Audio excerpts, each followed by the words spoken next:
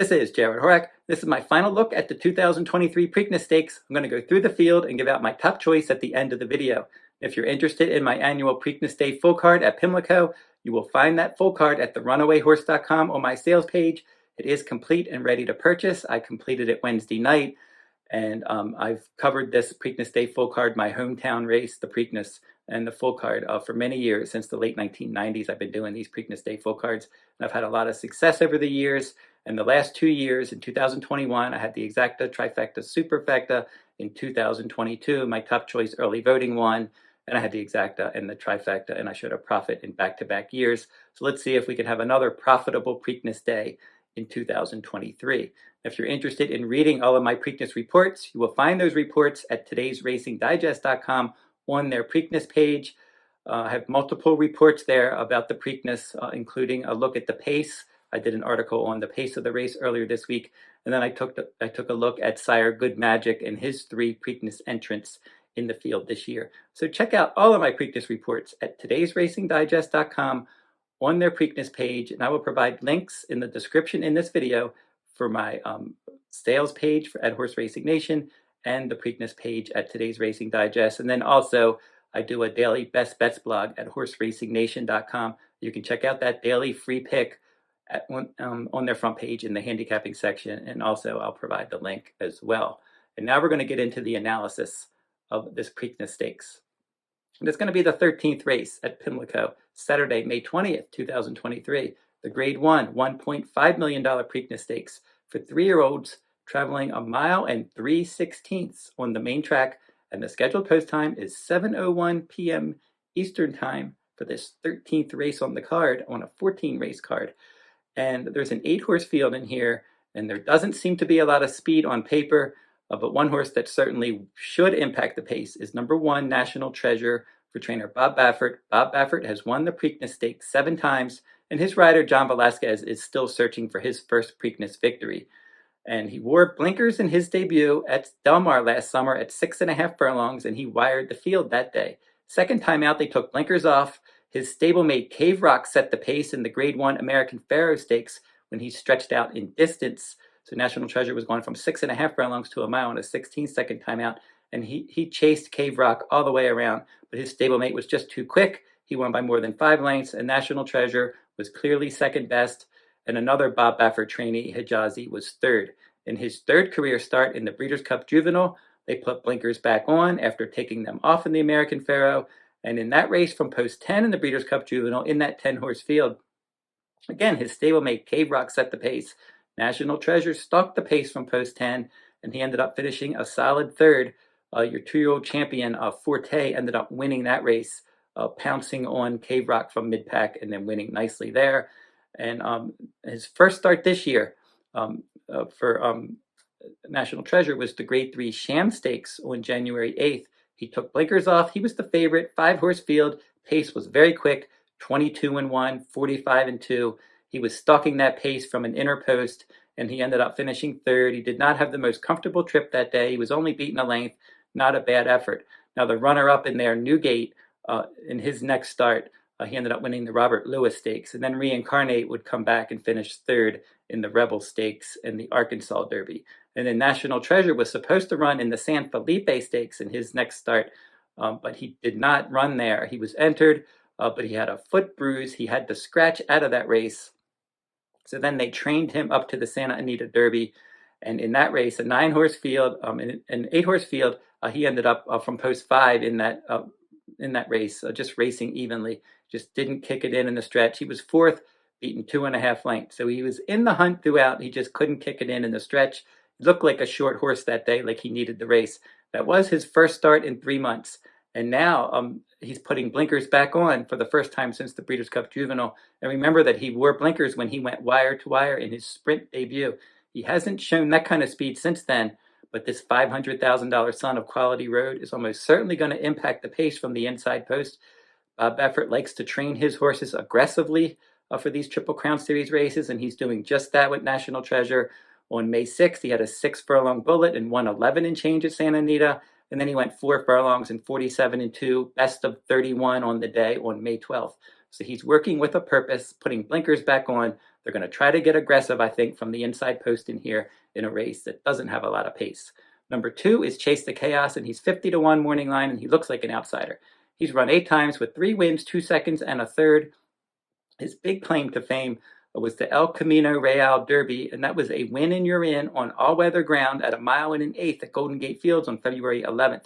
That win and you're in for the Preakness Stakes, and he sat back. He was 10 lengths back at the halfway point here in this race, and he just stormed home, and he won by 1.5 lengths.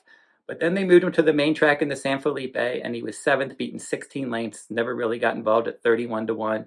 And then they took him back to Golden Gate to try to get his confidence back up in the California Derby.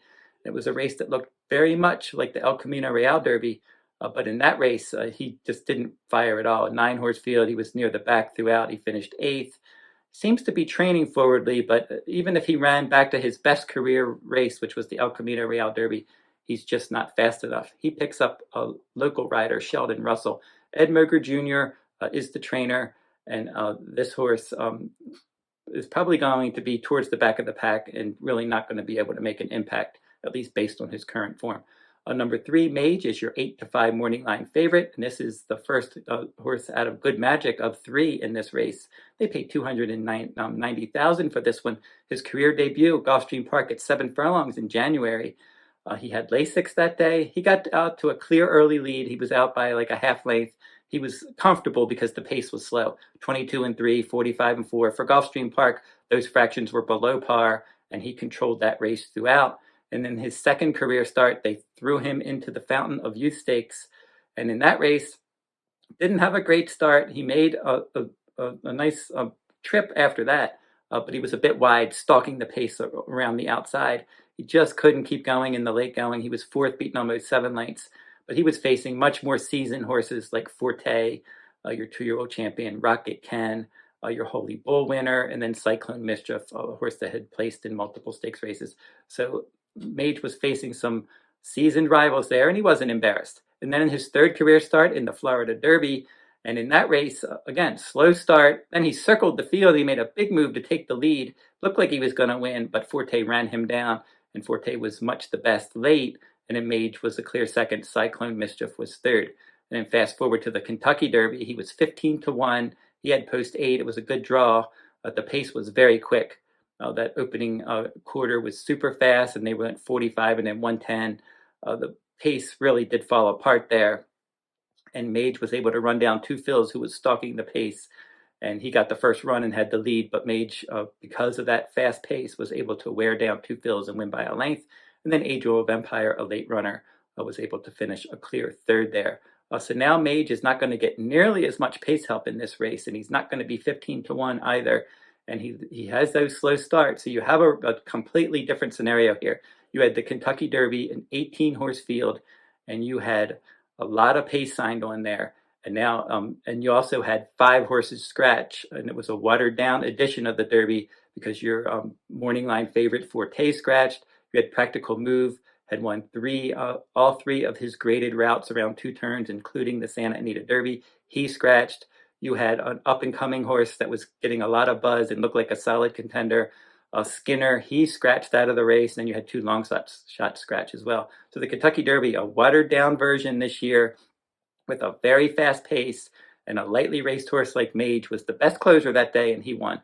And now, can he duplicate that in an 8-horse field without not nearly as much pace? And you have some fresh horses in here, and he's coming back in 2 weeks. Javier Castellano rode him well last time. And obviously, if he can run back to that speed figure that he earned in the Kentucky Derby, he's certainly a contender, but he's certainly not a slam dunk in this race. Coffeewithchris can impact the pace in here, but he looks, of the 3 horses that have early pressing speed, he looks the weakest of those 3. He's run 12 times, 3 wins, 3 seconds, and 2/3. But if you look at his overall form, between 7 furlongs and a 1-turn mile, he won a 1-turn mile in the Miracle Wood. He won the Heft Stakes at 7 furlongs. That's his best distance.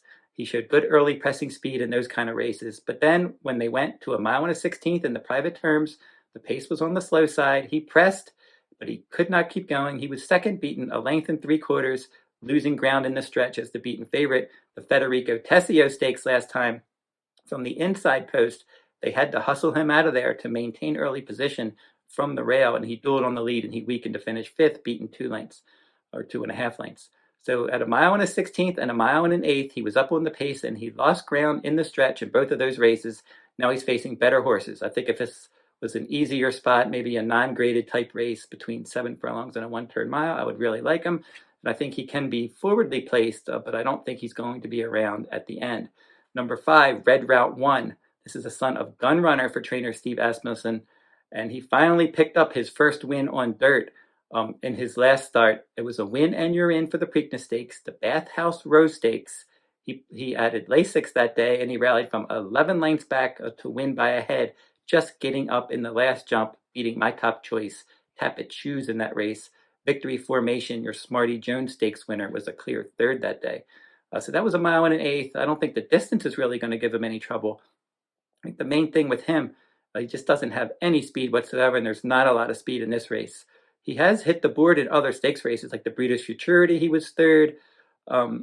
In the Southwest Stakes, he rallied to finish 2nd. In the Rebel Stakes, he rallied to finish 2nd. The Arkansas Derby, he was 6th in a 10-horse field after a slow start, but the slow start didn't bother him because he doesn't have any speed anyway. Maybe post 10 didn't help him at all in that race. But I think Red Route 1, if you're playing maybe a superfecta or a super high 5, he's that kind of runner that will be passing some horses. You know he can get the distance. Joel Rosario rode him well last time, and he's got a shot to finish and get a minor award in here. Number 6, Perform. He was a horse that was not Mage eligible to the Triple Crown Series, this son of Good Magic, because he just didn't win any of his early races. He lost his first 5 starts, and Shug McGahee didn't think he had a Triple Crown Series runner on his hands, but then he got good in a hurry. Broke his maiden at a mile and 40 yards in his first start around 2 turns at Tampa Bay on March 11th. He rallied from 6th in a 7-horse field to win that one easily. Runner-up was a next out winner. Perform was a next out winner. And they took him in the Federico Tessio Stakes. That was a win and you're in for the Preakness. But again, he wasn't Triple Crown eligible. And he ended up in that mile and an 1/8 race. He was last for a lot of the running. In the stretch, he was just dying for some running room. They were just weaving around looking for a spot, and he finally got it, and he really surged late, and he won by a half length. Visually impressive run against horses that were not nearly of the caliber of these runners. So at 15-1, they have supplemented this horse to this race for $150,000. So they would like to finish at least 3rd. I think at least 3rd will get him more money than they put up the $150,000. He can rally from off the pace. If you're playing exotics, I think this is the kind of horse that can sneak into the exotics at a little bit of a price. Blazing Sevens for trainer Chad Brown is number 7, and this is the 3rd son of Good Magic in this race. And Chad Brown was the trainer of Good Magic, and Good Magic was my Preakness horse in 2018, and he got in that speed duel with Justify, and he ended up finishing a close 4th that year.